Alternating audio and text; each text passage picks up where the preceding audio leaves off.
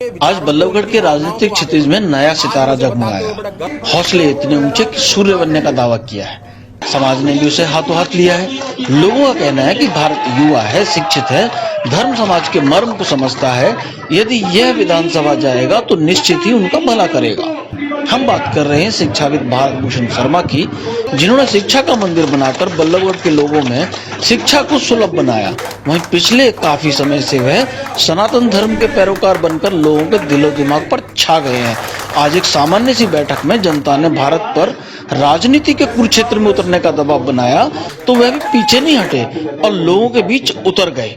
Today Bhaskar ने उनसे अनेक कड़े सवाल किए, जिनका उन्होंने डटकर जवाब दिया। मैं तो भाजपा का सिपाही हूं और भाजपा को बढ़ाने के लिए घर घर जाने का मैंने जो प्रयास शुरू किया है और भाजपा के लिए ही मैं काम करना चाहता हूं। पार्टी की विचारधारा एक है, मेरा किसी के खिलाफ कोई यलगार तो नहीं कहेंगे, लेकिन हाँ इतना जरूर है कि अगर कुछ बल्लभगढ़ से छूट गया है तो उसको याद दिलाने की हमें जरूरत है। समाज सेवा के लिए तो हमें घर घर जाना पड़ेगा, बीजेपी की विचारधारा को बढ़ाना पड़ेगा और बीजेपी की विचारधारा के साथ साथ वो सभी कार्यकर्ता जो किसी भी, क्योंकि अब इलेक्शन सर पर हैं, हमारे समय सबसे पहले लोकसभा के इलेक्शनों को देखना है और माननीय मोदी जी के अथक प्रयास जो इस देश को दिशा दे रहे हैं उन्हें देखना है और माननीय मोदी जी के जो विचार हैं उन्हें घर घर तक पहुंचाना है। यही संगठन ने मुझे जिम्मेदारी दी है और इसी जिम्मेदारी को लेकर के मैं बल्लभगढ़ के गली गली कोने कोने तक जाऊंगा। और मैं ये मानना हूँ और पूरा हरियाणा इस बात को जानता है कि खर्ची पर्ची अगर किसी ने बंद करी तो माननीय खट्टर जी ने करी। और सबसे ज्यादा अगर कोई ईमानदार छवि का आज सीएम हरियाणा को मिला है पास्ट से लेके आज तक तो माननीय खट्टर साहब मिले। आज मुझे बताते हुए बड़ा गर्व होता है कि माननीय खट्टर जी के ही नेतृत्व में बेटी बचाओ बेटी पढ़ाओ का जो अभियान हरियाणा से शुरू हुआ था वह अभियान आज पूरे देश के अंदर माना जाता है। और इसी का उदाहरण है कि आज हमारे हर एक क्षेत्र में बेटियां बहुत प्रभावित क्षेत्र से नाम रोशन कर रही हैं। चाहे आप IAS का एग्जाम देखें, पायलट देखें और इवन देन आर्मी और फौज में भी बेटियां जाने लगी। तो विचारधारा है, ये बड़ी लड़ाई है और ये बड़ी लड़ाई हमें सभी कार्यकर्ताओं को मिलकर के लड़नी होगी।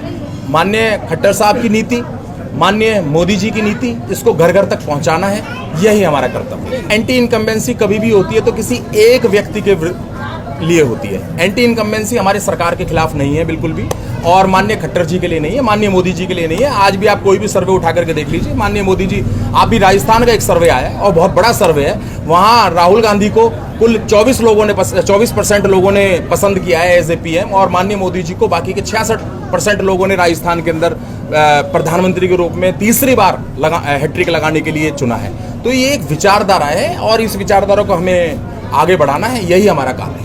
समर्थक भी कहां पीछे हटने वाले थे, बोले भारत में सब कुछ प्लस नजर आता है। युवा बोले भारत में इतनी खूबियां हैं कि वो खुद भी भारत जैसा बनना चाहते हैं। मास्क लगा रखा है आपने, हाँ जी। भारत भूषण का क्या कंसेप्ट है, क्या आइडिया है? बहुत प्यारा है क्या भारत भूषण? कंसेप्ट क्या है कि सबसे पहले तो मैं भी खुद भारत भूषण बनना चाहता हूँ। उसके पीछे कारण ये है कि भारत भूषण एक ऐसा नाम है, एक उभरती हुई शक्ति है, उभरता हुआ चेहरा है जिसने सनातन धर्म को आगे लेके चल रहे हैं। क्योंकि मैंने बहुत भी लोगों से सुना है, देखा है लोगों को, और भी मेरे पुराने पॉलिटिकल लोग रहे हैं, उन्होंने कभी सनातन को आगे लेके नहीं चले वो लोग, और कभी भी किसी ने पूरे समाज को एकजुट करने की कोशिश नहीं की। तो मैं चाहता हूँ जो बंदा धर्म से जुड़ा हुआ है, जो बंदा सारे समाज से जुड़ा हुआ, सब जाति जुड़ा हुआ है, वो बंदा ही आगे जो जाके एक अच्छा योद्धा, अच्छा नेता बन सकता है। किसी का समर्थक होना अच्छी बात है, लेकिन उसका मास्क पहनने का कंसेप्ट क्या है? ये मास्क इसीलिए पहना है क्योंकि मैं भी भारत भूषण बनना चाहता हूँ। जिस तरह के समाज हित में ये काम करते हैं भारत भाई हमारे, उसी तरह मैं भी करना चाहता हूँ। मैं बिल्कुल इनकी कॉपी बनना चाहता हूँ। ये शिक्षाविद हैं, जैसे कुछ उनके गुणों के बारे में बताएं। जैसे मैं गुण के बारे में बताता हूँ, ये शिक्षाविद हैं।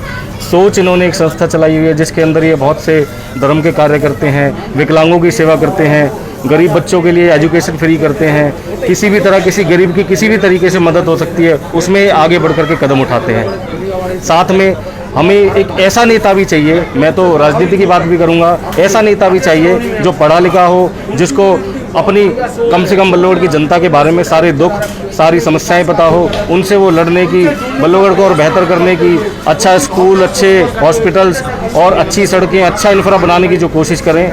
मैं तो उनके जैसा ही बनना चाहता हूँ। मैंने जितना उनको जाना है, जितना उनके बारे में सुना है, जितना मैंने देखा है, मैंने हमेशा ये ऑब्जर्व किया है कि भाई भारत भूषण जैसा कैंडिडेट इस टाइम विधायक के पद पे कोई हो ही नहीं सकता। अंकल, आज एक और नेता आया है वोट मांगने के लिए, क्या कहना है भारत भूषण के बारे में? भाई वोट तो देनी है, हमें तो हिंदुत्व चाहिए। सुना आपने भारत भूषण, क्या कहना है? क्या सब कहना? अच्छा कैसा है लगा भैया, कैंडिडेट? बहुत बढ़िया, अच्छा रहा। एक युवा नेता आया है, हाँ। तो आपने सुना उनको? खूब सुना है, अच्छा, कैसा लगा? अच्छा लगा, अच्छा लगा भैया। नेता तो ये नेता तो ऐसी मलाईदार बातें करते हैं, तो इसमें क्या अच्छा लगा? मलाईदार की बात भैया ये कि देखो सब जो होंगे वो करेगा, जो ही होगा जो वो करेगा, ठीक है ना, जब वो हो जाएगा। क्या कहना है आपको?